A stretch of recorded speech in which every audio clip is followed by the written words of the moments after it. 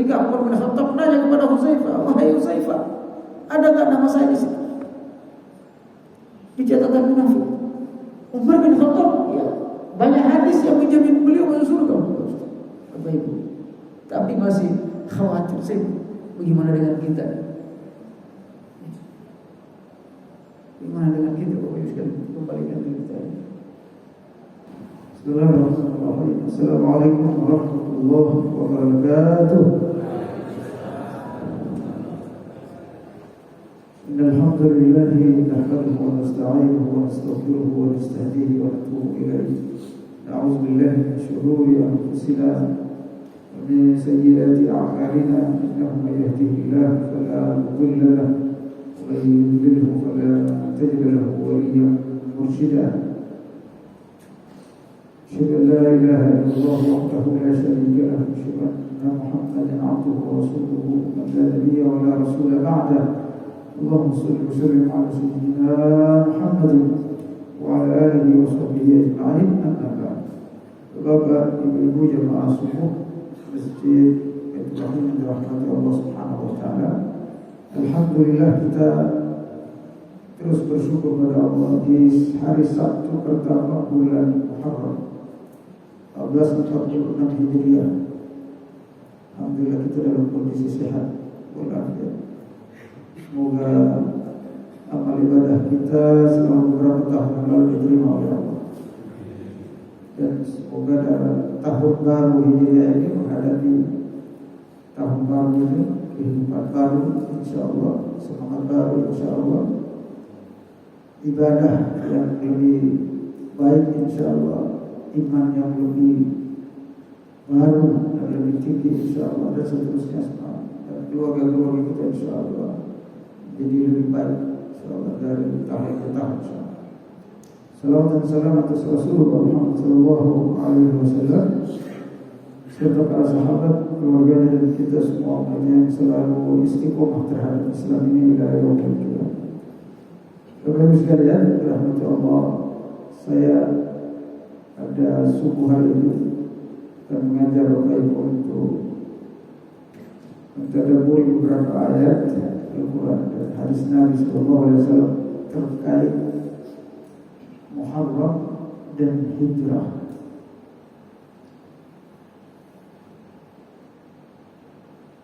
Allah Subhanahu wa taala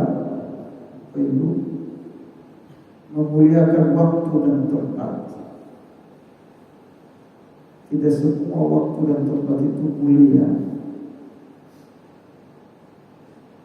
Di antara waktu yang tepat, waktu yang mulia diberikan oleh Allah Subhanahu wa taala kepada kita adalah salah satunya bulan Muharram. Kalau bicara tempat yang paling mulia di Masjidil Haram, Masjid Nabawi, Masjid Aqsa. Di Islam itu memuliakan waktu dan bulan Muharram ini dimuliakan oleh Allah Subhanahu wa taala dalam Al-Qur'an. Surat At-Taubah Allah Subhanahu wa taala berfirman, "Inna 'iddatash shuhuri 'inda Allahi 12 shahran yawma khalaqas samawati wal ardh minha arba'atun hurum dzalika ad-dinul qayyim." Kata Allah Subhanahu wa taala, sesungguhnya jumlah bulan itu untuk perhitungan waktu manusia itu 12 bulan. Jadi yang menemukan 12 bulan itu bukan orang barat, tapi Islam. Lalu Al-Quran. Dan di antara 12 bulan ini Allah menciptakan langit dan bumi. Allah menciptakan langit dan bumi dalam 12 bulan, di antara 12 bulan. Nah, di antara 12 bulan ini ada 4 bulan yang mulia. Minha arba'atun hurum. Para ulama ahli tafsir dari sahabat tabi'in sepakat bahwa di antara 4 bulan itu adalah bulan Muharram. Kemudian ada bulan Ramadan dan seterusnya. Kata Allah, "Zalika ad-dinul qayyim." agama yang lurus, yang menghargai itu waktu, menghargai bulan, menghargai tempat yang Allah pilih. Itu agama yang lurus. Orang yang tidak punya agama itu tidak menghargai waktu. Dalam Islam bukan cuma bulan yang mulia, ada hari yang mulia, ada beberapa jam yang mulia. Subhanallah. Ada beberapa jam yang mulia itu, yang paling mulia itu diantaranya adalah sulusul lail, nisfahu, awin qismin qalila, sulusahu, nisfahu. Ada Allah sebutkan dalam surat Al-Muzammil, di antara waktu yang paling mulia itu sepertiga malam atau setengah. Beda antara malam dan siang aja Allah bedain. Allah yuqaddiru al-laila 'ala an-nahar. Masyaallah. Allah Subhanahu wa taala lebih memuliakan malam daripada siang. Jangankan bulan, minggu, ada setiap saat itu Allah muliakan Bapak Ibu sekalian. Makanya malam hari itu tempat kita tahajud. Ya, min al-lail tahajjud bihi nafilatan lak. Malam hari Allah turunkan Lailatul Qadar. Bahkan dalam riwayat mengatakan bahwa semua para nabi dan rasul itu diangkat menjadi nabi di malam hari. Lalu kemudian ada hari, satu hari full Allah muliakan, lebih mulia dari hari yang lain. Namanya hari Jumat. Kata Rasulullah SAW, al-Jum'atu idukum, al-Jum'atu sayyidul ayyam. Jumat itu adalah pemimpinnya hari dan dia hari raya kalian. Makanya nggak boleh kita puasa hari Jumat. Mulai puasa hari Jumat nggak boleh. Kenapa? Karena hari Jumat itu hari raya kita, hari kebahagiaan. Nggak boleh kita susah-susah ke hari Jumat. Kemarin hari Jumat sekalian. Kalau di Arab itu kalau hari Jumat mereka seperti Idul Fitri ya. Bulan Jumat itu belanja sangat banyak, makanya banyak laku toko itu hari Jumat. Kalau semua orang Islam itu belanja untuk keluarga. Kalau kita kan nggak pilih-pilih hari belanja, yang penting tanggal baru belanja kan gitu. Kalau di beberapa negara Islam belanjanya itu hari Jumat, hari raya. Kembali kepada Al-Muharram. Muharram ini dihargai oleh Allah Subhanahu wa taala dari awal, dari dulu. Ketika di antaranya Allah Subhanahu wa taala membebaskan Nabi Musa dari Fir'aun dan Bani Israel dari Fir'aun itu bulan Muharram. Makanya puasa bulan Muharram itu khususnya hari ke-10 itu sangat mulia dalam kaum Yahudi, bahkan di masa jahiliyah. Jadi Nabi sebelum diangkat jadi Nabi itu sudah berpuasa 10 Muharram.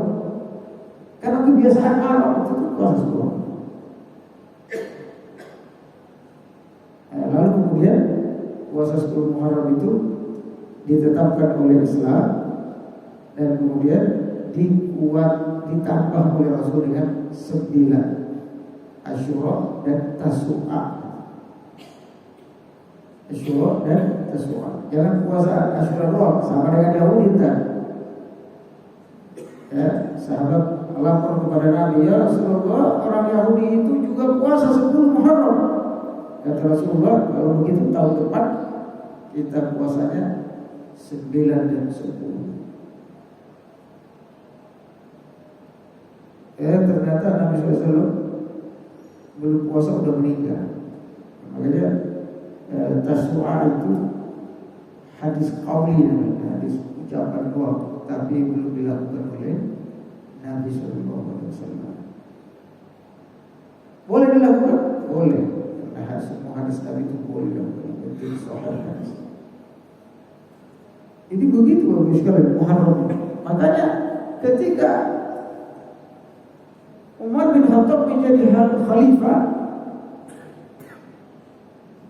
para sahabat mengusulkan kita ini nggak boleh ikut tanggalan atau kalender Masehi.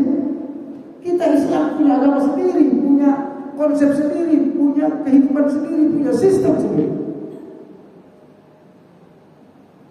Lalu diputuskanlah bikin tanggalan Islam, kalender Islam. Bingung mau dimulai dari bulan apa? Kalau kelahiran Nabi Rabiul Awal, kata para sahabat jangan dimulai dari Rabiul Awal, ntar ngikutin Nabi Isa, Yesus. Masehi itu dimulai dari lahirnya Yesus.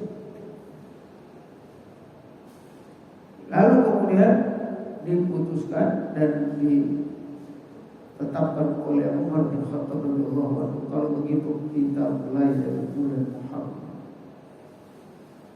Kenapa? Karena bulan Muharram itu dimulainya hijrah, dimulainya hijrah, bukan hijrahnya Nabi Muhammad. Karena Muhammad hijrah itu bulan Safar, yang paling kuat itu bulan Safar. Dan Muhammad SAW sampai di Kuba itu hari Kamis, sekitar tanggal 23 Safar. Lalu kemudian sampai di Madinah 27 Safar tahun 14 kenabian, hari Senin. Nabi ini salah satu nabi yang paling suka hari Senin, Nabi Muhammad SAW. Beliau lahir hari Senin, hijrah hari Senin, wafat hari Senin, Nabi Muhammad SAW. Dan beliau sering berpuasa hari Senin. Nah, dimulailah kita satu Muharram. Makanya orang dulu Bapak sekalian tanggal lahirnya itu pakai hijrah. Makanya kalau kita bicara Imam Syafi'i lahirnya tahun berapa Masehi nggak tahu pasti. Orang hitungannya semua hijriah. Imam Nawawi tahun berapa lahirnya meninggal, semua hijrah. Kita doang yang pakai Masehi. Gak usah Imam Nawawi. Ya zaman dulu tahun 70-an, 80-an itu tanggal lahirnya itu masih pakai hijri. Nah, masih sampai sekarang sebagian umat masih pakai, sebagian lain enggak kenal hijri. Nah, ini penting, harus dihijrahkan juga. Bapak sekalian dirahmati Allah, saya tidak menjelaskan sampai selesai Muharram, tapi hijrah ini Bapak sekalian. Kenapa hijrah itu penting sekali sampai dijadikan kalender penanggalan dalam Islam? Karena memang dia menjadi momentum perubahan besar Islam. Dengan hijrah kita punya negara. Dengan hijrah umat manusia, Nabi Muhammad punya umat. Dengan hijrah Nabi Muhammad SAW punya undang-undang sendiri. Dengan hijrah Nabi Muhammad SAW menyebarkan Islam di seluruh dunia. Dengan hijrah merubah perbedaan antara jahiliyah dan Islam. Dengan hijrah manusia mengenal apa itu Islam. Oleh karena itu hijrah ini penting. Apa itu hijrah? Para ulama menafsirkan hijrah itu adalah berpindah, baik secara fisik maupun secara mental. Berpindah. Kalau secara fisik berpindah secara domisili. Allah Subhanahu wa taala berfirman, "Wa man yuhajir fi sabilillah yajid fil ardi muraghaman katsiran wa sa'a." Siapa yang berhijrah, maka dia akan mendapatkan ini fi sabilillah. Siapa yang berhijrah karena Allah, maka dia akan mendapatkan muraghaman katsiran,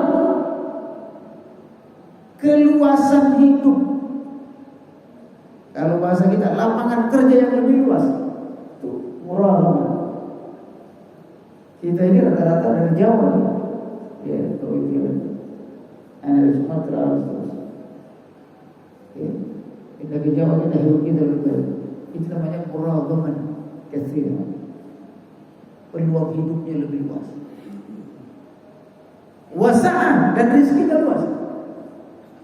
Kalau kita di kampung terus, belum tentu bisa beli rumah kayak di Jakarta. Kalau kita di kampung terus, belum tentu bisa beli kendaraan kayak di sini. Itu Allah SWT. Kita hijrah, ya. Hijrah domisili kita. Nah, tetapi kata Allah Subhanahu wa taala, hijrah itu bukan cuma domisili. Hijrah itu adalah berpindahnya kita secara mental, berubahnya kita secara mental dari mental pemalas menjadi orang rajin. Itu hijrah. Dari mental terjajah menjadi mental yang kuat, yang mandiri. Makanya hijrah. Jangan sampai dijajah sama Abu Jahal terus. Punya negara sendiri. Jadi mentalnya yang dibebaskan. Dari mental tertindas menjadi mental merdeka, bebas. Subhanallah. Ini arti asli dari hijrah. Makanya kata Rasulullah SAW setelah hijrah terakhir Nabi Muhammad kemana? Hijrah terakhir Rasulullah SAW adalah dari Madinah ke Makkah. Jadi hijrah pertama ke Taif, diusir ke Taif. Lalu hijrah kedua dari Makkah ke Madinah. Jadi Nabi 3 kali hijrah. Lalu dari Madinah ke Makkah yang disebut dengan Fathu Makkah. Makanya ketika penaklukan Makkah, Fathu Makkah, Rasulullah SAW bersabda mengumumkan, la hijrata ba'da al-fathi wa innama jihadun wa niyyah. Tidak ada lagi hijrah berpindah domisili setelah Fathu Makkah. Kalau kita dilawan orang lain, dijajah orang lain, ditindas orang lain, bangsa lain, yang ada tidak boleh meninggalkan tempat, tetapi jihad dan niat untuk tetap hidup mulia. Ya, makanya kita ketika dijajah sama Belanda, Bapak Ibu, dijajah sama Jepang, sekutu Inggris dan seterusnya, kagak kabur ke Malaysia, kagak kabur ke Saudi, gak kabur kemana-mana, lawan, namanya jihadun, gak boleh beda. Itu namanya hijrah. Makanya saudara kita di Gaza dibantai, disuruh mengungsi ke utara, dibantai ke utara, ke selatan, dibantai ke selatan, disuruh mengungsi ke Rafah, dibantai di Rafah. Disuruh sama pemerintah Mesir pindah aja ke Mesir.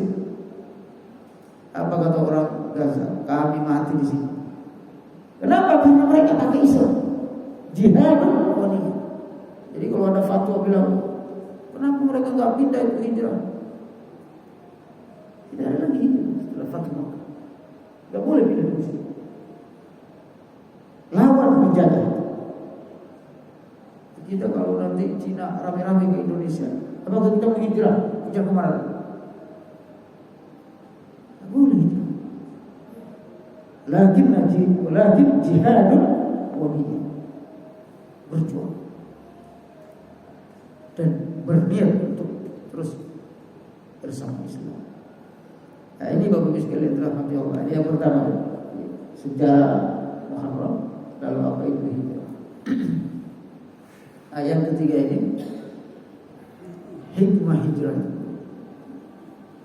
Sebenarnya hijrah ini banyak sekali hikmahnya, tapi saya ambil satu saja, yaitu menghijrahkan hati kita. Kalau hijrah sekarang kan macam-macam, orang hijrahnya pakaian, dari celana yang di bawah mata kaki hijrah menjadi celana di atas mata kaki. Itu doang hijrah. Dari yang nggak punya jenggot jadi berjenggot. Lalu kemudian namanya komunitas hijrah, pemuda-pemuda hijrah. Hijrah itu bukan itu doang sebenarnya. Bagus sih, tak apa hijrah. Hijrah gaya hidup, hijrah penampilan, tak apa, bagus, lebih Islam.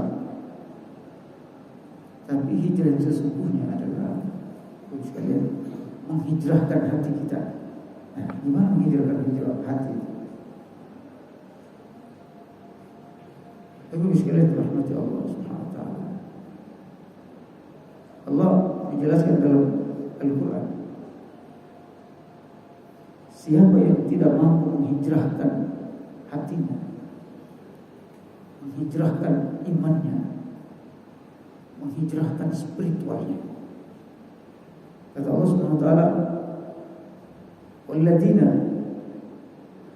amanu wa lam yuhajiru," orang beriman tapi tidak melakukan hijrah,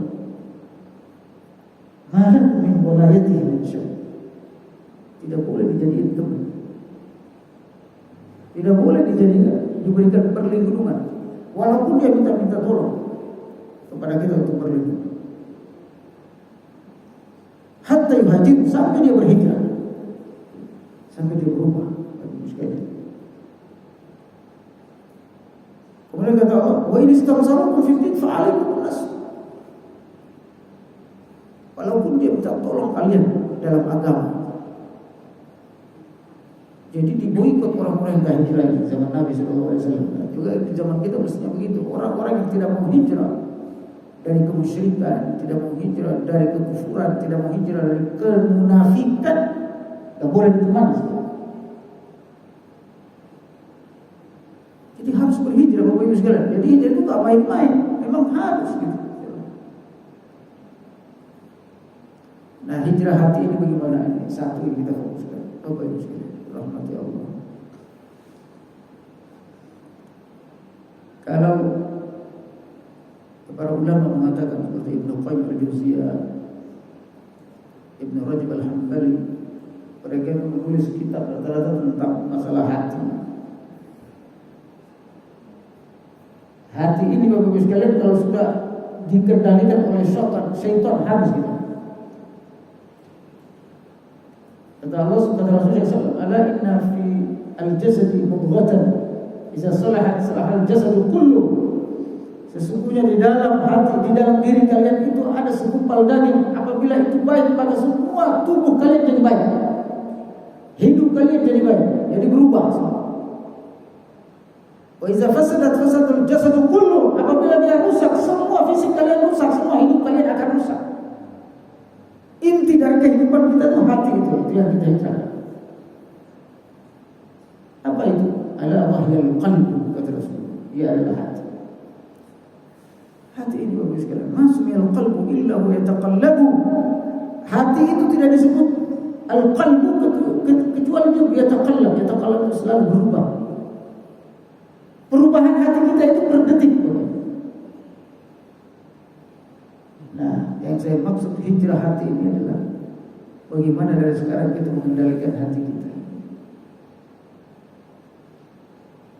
Yang perlu kita kendalikan Bapak sekalian, rahmati Allah. Kalau kita mengendalikan hati kita dari dunia itu gampang. Untuk mengendalikan hati kita dari godaan harta, tahta, wanita itu gampang, Bapak. Jadi kalau masih ada orang usia 40 tahun ke atas, udah sering berjamaah ke masjid, udah ngaku mutakin, tapi masih tergoda wanita, tahta, harta, itu masih level bawah. Lihat uang tergoda sama uang, si level bawah. Harta itu godaan anak-anak. Kata para ulama, itu godaan cetek banget godaan. Jadi kita masih tergoda dengan wanita, cetek. Syahwat politiknya tinggi gitu, ingin berkuasa, itu cetek. Itu godaan yang paling rendah. Godaan yang paling besar itu adalah godaan di hati. Saya tunjukkan Bapak Ibu sekalian. Ini yang kita hijrahkan. Bapak Ibu sekalian, rahmati Allah Subhanahu wa taala. Ada Ada sebuah hadis yang sangat ditakuti oleh para salaf, para ulama. Hadis ditakuti oleh para ulama. Kok ditakuti hadis ini? Karena jangan sampai mereka tergolong pada hadis ini. Hadisnya panjang. Kata Rasulullah SAW, nanti di hari kiamat Allah Subhanahu Wa Taala mengumpulkan para mujahid. Mengumpulkan para mujahid. Jadi orang-orang yang tidak lagi terpengaruh oleh dunia, harta, tahta itu. Para mujahid, hidupnya itu habis untuk Allah, untuk jihad. Dikumpulkan orang ini, golongan ini. Bukan orang yang suka harta ini dikumpul. Itu sudah jelas orang yang suka harta orang neraka aja.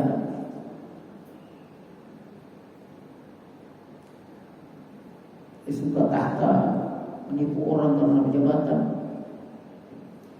berzina karena wanita. Itu langsung kalau dia tidak bertobat langsung neraka jahanam. Mudah hitungnya, mudah auditnya juga. Tapi kelompok ini sekalian, hati. Dikumpulkan para mujahid, ditanya mujahid, wahai, kenapa kamu berjihad? Ditanya sama Allah. Apa kata para mujahid itu? Ya Allah, aku berjihad lillahi kalimatillah, untuk meninggikan kalimatmu, memperjuangkan agamamu. Apa kata Allah? Bohong kamu, kadzabta, dusta. Para mujahid dikorbankan nyawa untuk agama. Tapi ketika dievaluasi oleh Allah Subhanahu Wa Taala, apa kata Allah? Kadzabta, engkau berdusta. Kenapa? Engkau berjihad agar supaya disebut oleh orang-orang bahwa engkau mujahid, engkau syahid. Faqad qila, dan engkau telah disebut mujahid. Selesai pahala. Seret dia wahai malaikat dalam neraka jahanam. Mujahid. Kenapa? Perubahan hati doang. Dari berjihad kepada Allah menjadi apa? Jihad agar supaya disebut oleh orang lain. Hati kita itu rentan dari penilaian orang, Bapak Ibu sekalian. Berapa banyak orang beribadah karena orang? Berapa banyak orang melakukan kebaikan ingin mendapatkan penilaian dari manusia? Ini yang berat, Bapak Ibu. Godaan yang paling berat kita ini. Ini yang perlu kita hindari. Bisa jadi kita datang ke masjid ini karena gak enak sama tetangga. Sholat di subuh di masjid. Masa dekat masjid ya sholat subuh di masjid. Gak ada mahal lain. Siapa yang bisa mengendalikan? Gak sembarang orang. Bapak Ibu mungkin ngaji ini gak enak sama Ustaz, datang jauh-jauh dia kada kita gak ngaji. Udah diumumkan sama Pak Muntoro sampai berapa? Hati boleh menghijrahkan hati boleh berat.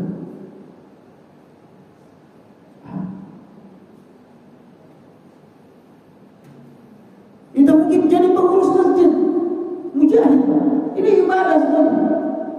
Tapi bisa berubah jadi dosa ketika hati kita tidak kita kendalikan.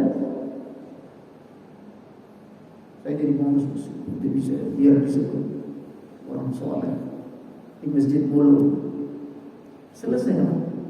Faja'alnahu haba'an mansura, kata Allah. Tapi jadikan amalnya seperti fata morgana, dia lihat banyak tapi nggak ada sebenarnya. Nah ini bagus sekali. Maaf ini jarang diceramain. Kenapa? Karena hati kita ini bisa berbolak-balik. Bahkan di dalam sujud pun kita bisa berbolak-balik hati kita. Sujud Allah, lama-lama biar disebut. Bahkan baca Quran seperti tadi. Jadi imam baca Quran, suara diindah-indahin. Bismillahirrahmanirrahim. Agar supaya didengar orang bagus. Selesai. Makanya golongan yang ketiga itu qari. Kenapa aku menghafal Quran? Aku menghafal Quran ya Allah agar supaya Engkau ridho padaku. Kata Allah Subhanahu wa taala, "Kadzabta, engkau bohong." Engkau baca Quran jadi imam agar supaya suaramu disebut bagus sama orang lain. Agar supaya engkau disebut qari, faqad qila, dan sudah disebut engkau qari, hafiz dan seterusnya. Wahai malaikat, saya yang akan jahannam. Ngeri Bapak Ibu sekalian. Ini kalau kita tidak sadar lebih bahaya. Sholat 40 tahun gak ada gunanya. Ketika kita sholat karena istri kita, karena mertua kita, karena suami kita, gak enak. Makanya kata Allah SWT, "Wa ma umiru illa liya'budullah mukhlishina lahu-d-din." Kalian itu tidak disuruh beribadah kecuali hanya untuk Allah, bukan untuk yang lain. Jangan niat yang lain. Makanya ada satu ayat yang saya tulis kemarin, saya sampaikan pada kawan-kawan sekalian. Apakah kita termasuk ini? Kita jangan pernah kita merasa suci semua khususnya hati kita. Saya paling takwa, enggak boleh. Wala tuzakku anfusakum. Jangan kalian mengklaim paling bertakwa, kata Allah. Huwa a'lamu biman ittaqa. Karena Allah yang mengetahui siapa yang paling bertakwa di antara kita. Allah yang paling tahu hati kita. Ada ayat dalam surat An-Nisa, apa kata Allah SWT? Orang munafik itu fi darkil asfali minan nar. Munafik itu berada di kerak api neraka jahanam. Kenapa Bapak Ibu? Sebabnya 3. Masya Allah. Ini semuanya masalah hati, Pak. Problem munafik itu masalah hati, Bapak Ibu sekalian. Yang pertama kata Allah, wa idza qamu ila sholati qamu kusala. Kalau dia datang ke masjid malas. Makanya ya Allah, saya ini juga masih ada malas ini. Jangan-jangan saya munafik. Mohon maaf Bapak, saya menuju ke hati saya, ke diri saya. Saya munafik. Ini Allah yang ngomong. Yura'unan nas. Ini yang paling bahaya. Kalau mereka melakukan ibadah selalu ingin dilihat orang. Yura'unan nas, riya. Apapun yang dilakukan karena penilaian orang. Habis waktunya untuk dinilai orang. Subhanallah. Pakai baju pun karena dinilai orang. Nah ini saya maksud menghijrahkan hati kita, bagaimana membersihkan hati kita. Hapus dari hati kita itu karena orang, karena Allah.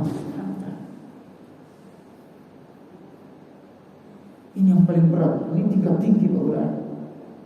Makanya saya bilang tadi, kalau godaan harta wanita itu mah kecil. Ini yang berat.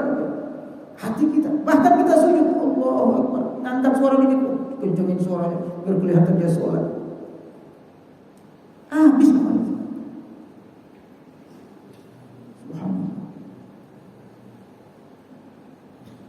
Yura'unan nas, kata Allah. Mereka selalu beribadah untuk dilihat orang, dilihat manusia. Makanya para salafus saleh sebagian salafus saleh, sebagian tidak semuanya, mereka melakukan uzlah, beribadah dan mau dilihat orang. Karena pandangan orang ini mencelakakan, membahayakan pandangan orang. Kita hidup karena penilaian orang. Zaman kita ini semuanya kita lakukan apapun karena takut dinilai orang, takut. Ini yang saya bilang, Masya Allah, ya Allah, apakah kami ini masih murni karena engkau atau karena penilaian orang? Itu susah. Itu baru yang kedua. Yang ketiga apa kata Allah? Wala yazkurullaha illa qalila. Kalau sholat itu sedikit ingat Allah, itu munafik. Sudah sholat, tapi ketika dalam sholat kurang khusyuk, munafik.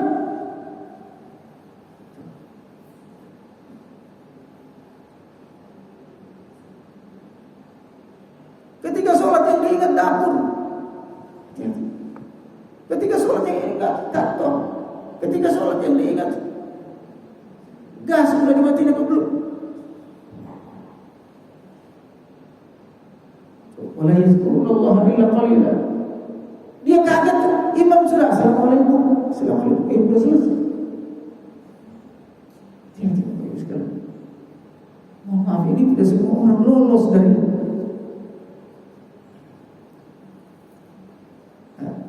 ini yang saya maksud, kita hijrahkan hati kita. Kalau godaan harta, tahta, wanita, Toyota, onta dan sebagainya itu Bapak Ibu sekalian, udah Bapak Ibu sekalian ya.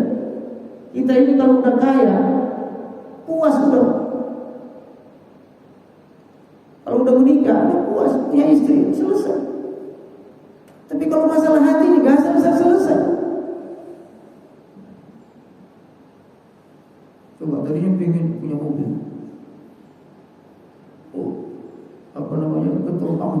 Ketika punya mobil ternyata cuma segini doang. Udah punya mobil, udah dirasain tuh mobil, selesai. Tapi kalau masalah hati ini gak selesai. Berat. Mohon maaf, berat. Para ulama salafus saleh tidak. Banyak orang tergelincir karena hati ini Bapak Ibu. Yura'unan nas, kita melakukan pekerjaan karena fokus penilaian orang, bukan karena Allah. Ini Ustaz kalau ceramah nyinggung, bukan nyinggung, ayat Quran sekali. Saya ini nyinggung hati saya. Jadi kalau kita kadang kita melakukan merasa saya mau nggak begitu, kena itu. Saya emang nggak tergolong itu, Ustaz. Mungkin antum aja itu kena itu. Namanya penyakit buruh dan ujub.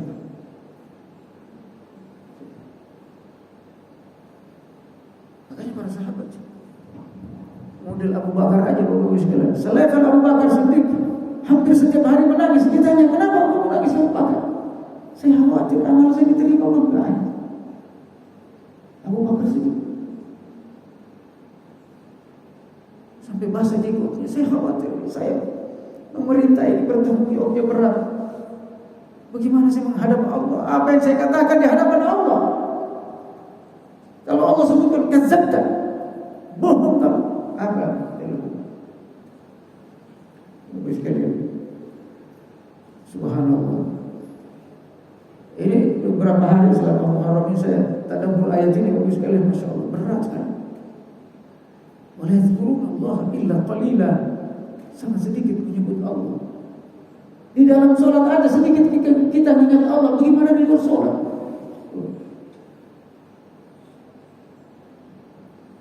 Sholat itu memang didirikan untuk aqimus sholata lidzikri, untuk ingat Allah. Itu pun putus ingatan kita kadang setengahnya doang khusyuk, kadang seperempatnya doang, kadang seperlima doang, kadang seperenam doang. Betul Bapak Ibu sekalian. Terus kemana yang lain? Pikiran kita kemana yang lain? Ini disebut oleh ayat Allah illa qalila. Dan ini sifat munafik Bapak Ibu. Apa kita munafik? Makanya Umar bin Khattab radhiyallahu anhu suatu ketika dia bertanya kepada Hudzaifah al-Yamani. Hudzaifah ini salah seorang sahibus sirr Nabi SAW, orang yang diamanahkan memegang rahasia Nabi SAW.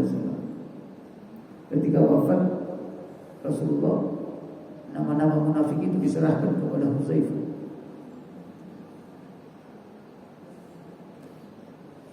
Karena diserahkan sama Hudzaifah, yang lain enggak tahu. Umar bin Khattab pun enggak tahu.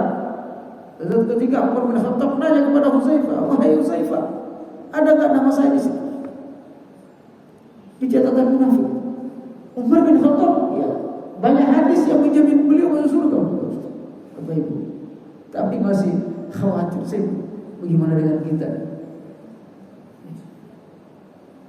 Bagaimana dengan kita Bapak Ibu sekalian? Kembalikan diri kita. Ini kita nggak ada gunanya ngaji Bapak Ibu sekalian kalau nggak bisa memperbaiki hati kita. Nggak ada gunanya kita ibadah selama ini kalau hati kita itu belum pas. Karena kata Allah, kata mudah, bukan berarti susah. Hati itu kita yang mengendalikan. Bukan orang lain yang mengendalikan hati kita. Hati kita itu kita yang mengendalikan. Makanya hati kita itu ditaruh oleh Allah, letaknya itu di tengah-tengah jiwa kita, sini. Kalbu itu. Kalbu ini enggak disimpan di rumah gitu, enggak gitu. Hati kita itu selalu bersama kita. Untuk apa? Agar supaya bisa kita kendalikan. Astagfirullah. Kok saya begini jadinya? Astagfirullah. Kok saya bisa ngomong gitu? Astagfirullah. Kok saya bisa mikir kayak gitu? Tapi sekalian, saya ngajak kita nih, saya ngajak diri saya. Haram ini kita perbaiki karena Allah SWT. Makanya kata Allah dalam surat Al-Kahfi yang sering kita baca ini. Makanya sunnah baca surah Al-Kahfi ayat terakhir sampai yang hafal surat ayat 100 ini. Apa kata Allah? "Faman kana yarju liqa'a rabbih." Siapa yang mau bertemu Tuhannya, bertemu Allah,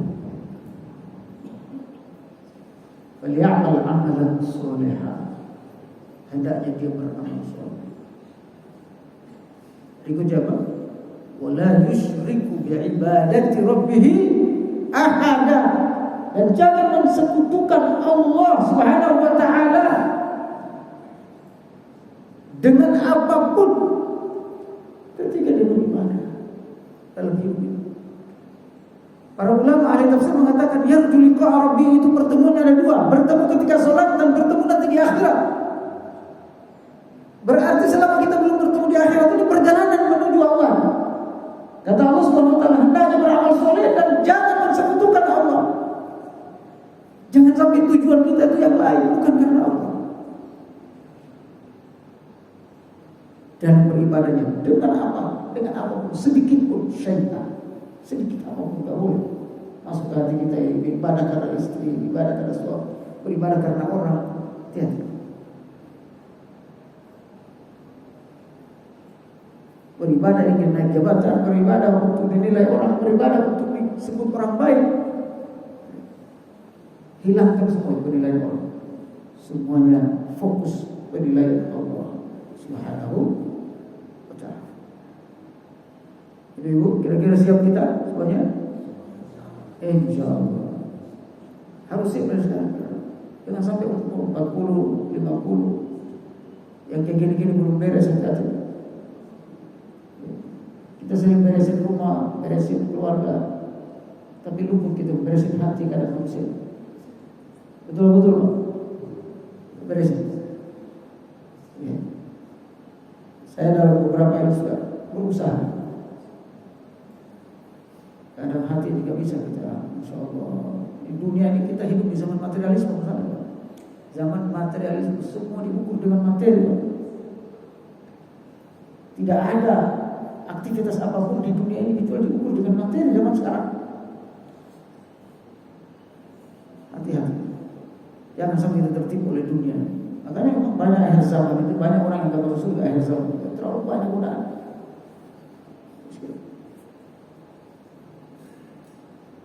Terlalu banyak hambatan luar biasa. Memang kita hidup di zaman ini. Kalau di dalam hadis Nabi itu namanya hadisul fitan, hadis penuh fitnah. Semua ratusan hadis fitnah itu tentang zaman kita. Bukhari, Muslim, Abu Dawud, Tirmidzi, dan semua hadis itu sekalian ada namanya bab hadisul fitan, bab khusus tentang fitnah. Karena Nabi itu sedih melihat kita ini sekalian, karena dia sudah dibisikkan oleh Allah SWT, dikasih tahu sama Allah, akhir zaman tantangan dan dahsyat luar biasa. Tantangan dahsyat. Orang beriman di zaman kita ini nilainya seperti emas luar biasa. Iman sedikit aja luar biasa. Nah, ini kita perbaiki, kita hijrahkan hati kita untuk Allah SWT. Ngapain apapun kita, jangan sampai. Kalau kita misalnya kerja kantor untuk manusia itu masih wajar.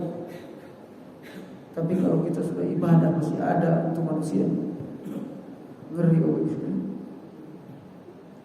Baca Quran, yang dilihat orang, sholat, jadi orang, zikir, auzubillah. Ini mari kita bersihkan ya Allah. Allahumma tahhir qulubana minan nifaq. Allahumma tahhir qulubana minan nifaq. Allahumma tahhir qulubana minan nifaq wal riya.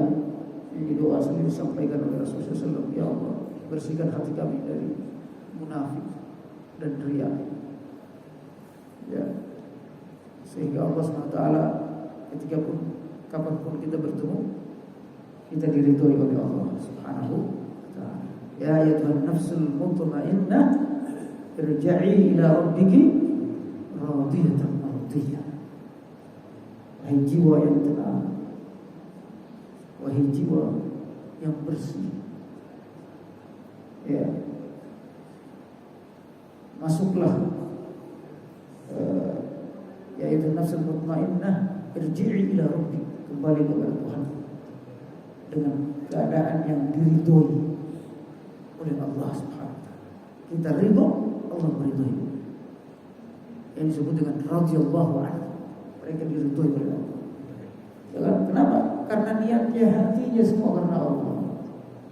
Di dalam surat Al-Lail itu habis kalian ayat terakhir, ya. Amal insan itu rahmatullah fa'akramahu na'am. Apa itu ayat terakhir surat Al-Lail?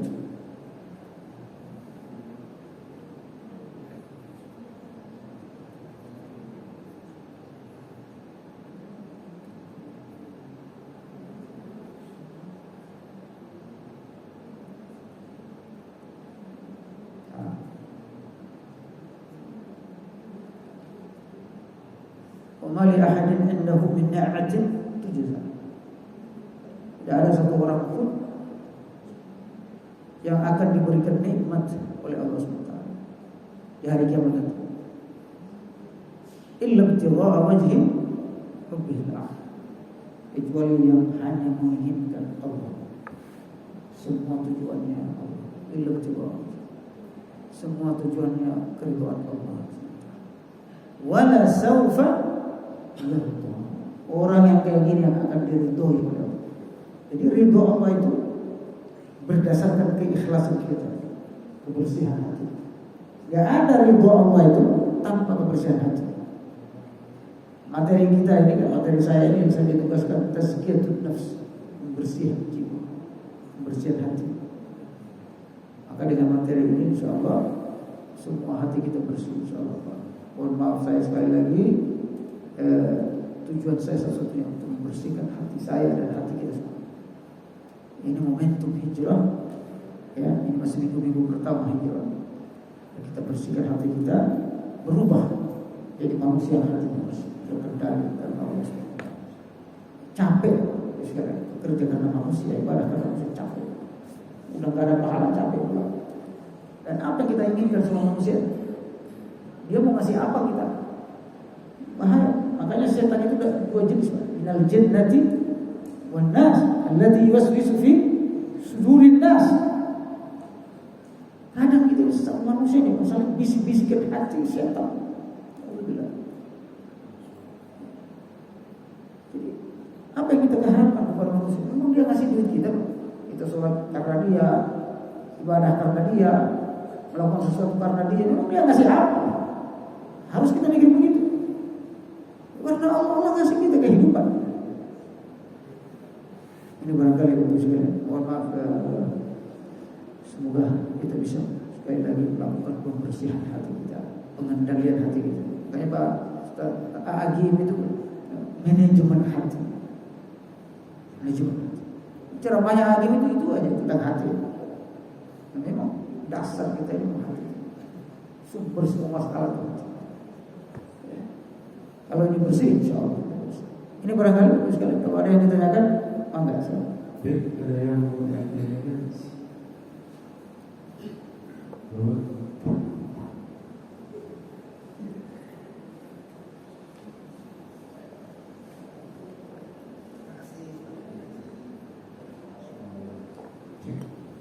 Assalamualaikum warahmatullahi wabarakatuh. Waalaikumsalam. Di awal Ustaz menyampaikan terkait dengan bulan atau hijrah. Pertanyaan, apakah di Saudi Arabia dan negara-negara Timur Tengah Middle East menggunakan ayat Islam saat ini? Itu pertanyaan pertama. Kedua, untuk lebih meningkatkan fokus kepada Allah supaya ini, saya pernah mendengar itu ada ilmu tasawuf. Boleh dijelaskan sedikit? Bagus sekali. Saudi itu secara umum menggunakan hijrah, tahun kalender hijriah. Jadi kalau di Saudi surah Hujurat itu Pak, kalender hijriah. 2 Muharram 1446 Hijriah. Dubesnya ke sini ke Indonesia 14 Hijriah. Walaupun biasanya di bawahnya ada yang masih. Gak usah di Saudi Pak, sebagian ormas Islam, termasuk ormas saya Ikatan Dai Indonesia, itu surat resmi kemanapun itu Pak, ada kalender itu. Saya kebetulan sekjen, wajib Pak. Jadi hijrah di atas, bawahnya masih. Kita punya tanggal sendiri, kita punya identitas sendiri sebagai muslim. Dulu Indonesia ini nggak pakai Masehi. Nanti setelah tahun 70-an kalau misalnya baru pakai. Makanya tanggal-tanggal lahir para kiai itu ketika dikonversi ke Masehi mereka bingung berapa ya? Kalau mereka hijriah. Dalam kehidupan kampus juga mengutip referensi biasanya kitab-kitab itu ditulis Pak. Tahunnya itu tahun itu. Ketika kita menulis jurnal susah juga itu mengkonversi ke Masehi. Rata-rata ditulis 14, 21, 14 Hijriah. Berapa Masehi itu?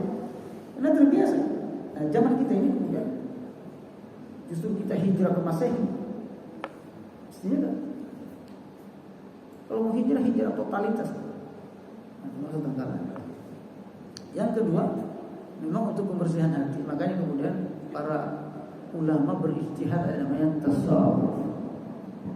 Tasawuf itu as-safi, bersih dari dunia hati. Tetapi tasawuf untuk membersihkan jiwa itu tidak harus masuk tasawuf. Nah, zaman Nabi nggak ada bahwa kita harus tasawuf, nggak ada. Quran bilang kamu harus masuk tasawuf. Itu ijtihad pula. Ayo kita bertasawuf, melatih diri dan seterusnya. Nah, kita itu bisa melatih diri sendiri, membersihkan hati sendiri. Seperti yang saya sebutkan tadi, hati ini kan dalam dada kita, bukan dalam orang lain. Dada kita. Hati saya mengendalikan. Allah dan saya mengendalikan. Begitu. Stop. Makanya kenapa Nabi itu ngajarin kita 100 kali istighfar, sering-sering istighfar. Karena hati kita itu sering bolak-balik. Stop. Tak apa. Lepas kontrol, stop. Kok saya begini? Cukup. Enggak harus masuk tasawuf. Apalagi zaman sekarang ini gerakan tarekat tasawuf itu lebih banyak sesatnya daripada yang sesuai syariat. Ada ribuan tarekat di Indonesia yang diakui yang mu'tabar itu hanya 40 Indonesia. Ada organisasi namanya Jatman, jaringan tarekat mu'tabar nasional. Jatman. Ketuanya itu Habib Lutfi. Ada jaringan 40 tadi. Padahal ribuan Pak, yang mu'tabar itu 40. Jadi susah, hati-hati. Saya kebetulan menjadi ulama Indonesia. Tahun 2024 ini rata-rata aliran sesat yang muncul itu karena tasawuf itu. Mengatasnamakan tasawuf saya. Saya sudah ma'rifat Ustaz. Ustaz kan baru syariat. Dia nggak ngerti kalau syariat, hakikat, tarikat ma'rifat itu ijtihad. Namanya ijtihad, nggak boleh ngalahin Quran hadis, nggak boleh. Itu ijtihad para ulama. Sejak kapan ijtihad itu nomor 1 dari Quran? Ijtihad itu namanya qiyas. Kalau ulama menyebutkan ijtihad itu masuk dalam qiyas. Qiyas itu kan nomor 4. Yang pertama Quran, hadis. Ijma' ulama pun. Jangan sampai kita di ijtihad jadi nomor satu. Hati-hati. Ijtihad dalam tasawuf kalian akan dikatakan dan seterusnya. Itu kalau nggak begitu nggak Islam loh. Ini juga salah. Ngeri. Makanya saya bilang dari kita hati-hati, Allah hati. Bahasa kita kalau bilang hati-hati, nyebut hati, hati-hati. Memang hati-hati harus hati. Luar biasa apa namanya masalah hati. Semoga kita bisa mengendalikan hati kita insyaallah. Ada lagi? Ibu-ibu? Satu lagi ya.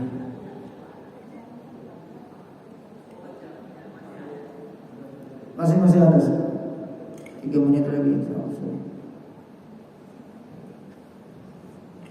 Assalamualaikum warahmatullahi wabarakatuh. Waalaikumsalam warahmatullahi wabarakatuh.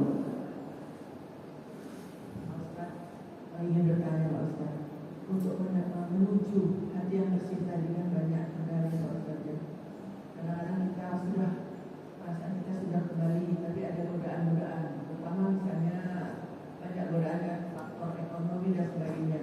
Di samping zikir tadi untuk kembali lagi dengan istighfar dan Al-Quran yang apalagi Pak Ustaz cacat agar kita begitu udah lulus kadang-kadang suka melenceng lagi Pak Ustaz untuk kembali kepada billahi dan sahabat tadi. Demikian Pak Ustaz. Assalamualaikum warahmatullahi wabarakatuh. Waalaikumsalam. Masya Allah. Saya tambahkan 2 lagi Bapak sekalian. Untuk bersihkan hati. Sering-sering ke majlis ta'lim, majlis zikir. Karena kita ini Bapak sekalian, kalau lagi sendiri yang nemani itu setan.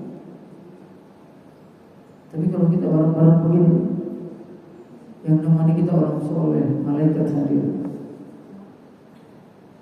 Makanya sering kata Rasulullah SAW, kalau kalian itu lewati taman surga, betahkan diri kalian di situ. Apa taman surga ya Rasulullah? Apa kata Rasulullah? Hilatul zikr, halaqah, maksudnya majelis-majelis ta'lim. Jadi ini bagian dari itu. Yang kedua, ini juga paling penting, sering berdoa kepada Allah, minta hati yang bersih. Jangan minta duit terus kita sama Allah. Ya, Ibu, jangan minta duit terus, minta rezeki terus, tapi minta khusyuk, minta hati bersih. Allah yang anugerahkan kebersihan hati itu Allah, semuanya dari Allah. Tidak ada dari kita. Oh, saya sendiri yang membuat hati saya bersih, ya semua Allah. Tidak ada apa-apanya kita ini di sisi Allah. Semua dari Allah Subhanahu wa Ta'ala. 2 hal itu. Ya, kita minta sama Allah. Allah bersihkan hati. Sujud kita terakhir yang panjang itu, ya Allah bersihkan hati, ya Allah. Dari munafik, ria, ya, gak enak. Kita kan banyak kan gak enak.